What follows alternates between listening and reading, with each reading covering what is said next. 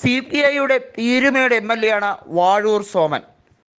ഇടുക്കിയിൽ കൃത്യമായും കേരള കോൺഗ്രസ് ജോസഫ് വിഭാഗത്തിന് വലിയ രീതിയിലുള്ള മുന്നേറ്റമുണ്ട് എന്ന് മനസ്സിലാക്കി CPIയിൽ തന്നെ നിരവധിയായ MLAമാർ കേരള കോൺഗ്രസ് ജോസഫ് ഗ്രൂപ്പിലേക്ക് ലയിക്കാനുള്ള തീവ്രമായ ശ്രമമാണ്. CPIയിലെ തന്നെ പലരും കോൺഗ്രസിലേക്ക് ലയിക്കാനും ശ്രമം നടത്തി തുടങ്ങിയിരിക്കുന്നു. CPI കേരളത്തിൽ തകർന്നിരിക്കുകയാണ് എന്നും പിണറായി വിജയനാണ് അതിൻ്റെ ഉത്തരവാദിയെന്നും CPIM തിരഞ്ഞുപിടിച്ച CPIക്കാരെ കൃത്യമായി തോൽപ്പിക്കാൻ ശ്രമിക്കുകയായിരുന്നു ഈ ലോക്സഭാ തെരഞ്ഞെടുപ്പിലും അതുപോലെ തന്നെ കഴിഞ്ഞ നിയമസഭാ തെരഞ്ഞെടുപ്പിലുമെന്ന് കൃത്യമായ അവലോകന റിപ്പോർട്ട് വന്നതിന് ശേഷമാണ് ഇപ്പോൾ ഒരു കടുത്ത തീരുമാനത്തിലേക്ക് പോകുന്നത്.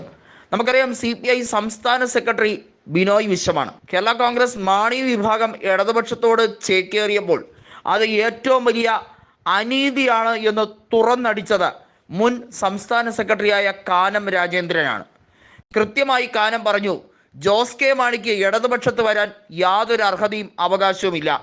CPIയുടെ സിറ്റിംഗ് സീറ്റുകൾ ദാനം നൽകിയതാണ് പലയിടത്തും കൃത്യമായും ജോസ് കെ മാണി വിജയിച്ചത്.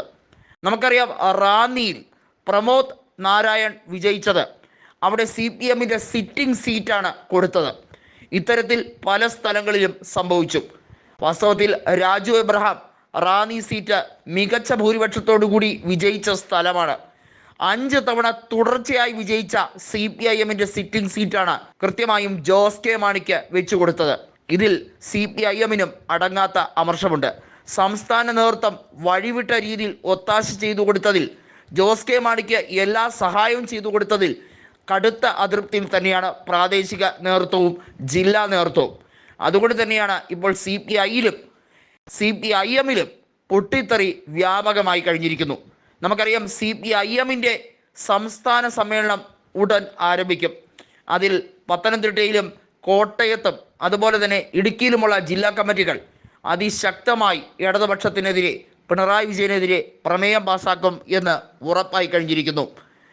കൃത്യമായി UDF പാളയത്തിലേക്ക് എത്താൻ CPIMലെ നിരവധി പേരും അതുപോലെ തന്നെ CPIയിലെ നിരവധി ഏരിയ കമ്മിറ്റികളും ഒന്നോടെ എത്തും എന്ന സൂചനയാണ് ലഭിക്കുന്നത്.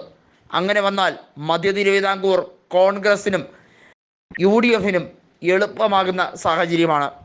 ലോക്സഭാ തെരഞ്ഞെടുപ്പിൽ അവർക്ക് അനുകൂലമായ വോട്ടിംഗ് പാറ്റേണാണ് ഇപ്പോൾ വ്യക്തമാക്കിയിരിക്കുന്നത്. അത് കുറച്ചുകൂടി ബലപ്പെടാനാണ് തദ്ദേശ സ്വയംഭരണ തെരഞ്ഞെടുപ്പിൽ അവർ ഓങ്ങി വെച്ചിരിക്കുന്നത്.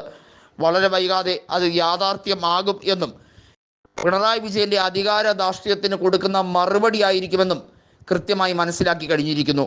പീരുമേട് MLA ആയ വാഴൂർ സോമനും അതുപോലെ തന്നെ നിരവധിയായ ഇടത് അനുകൂലികളും വളരെ വൈകാതെ തന്നെ UDF പാളയത്തിലേക്ക് എത്തും എന്നത് വ്യക്തമായി കഴിഞ്ഞിരിക്കുകയാണ്.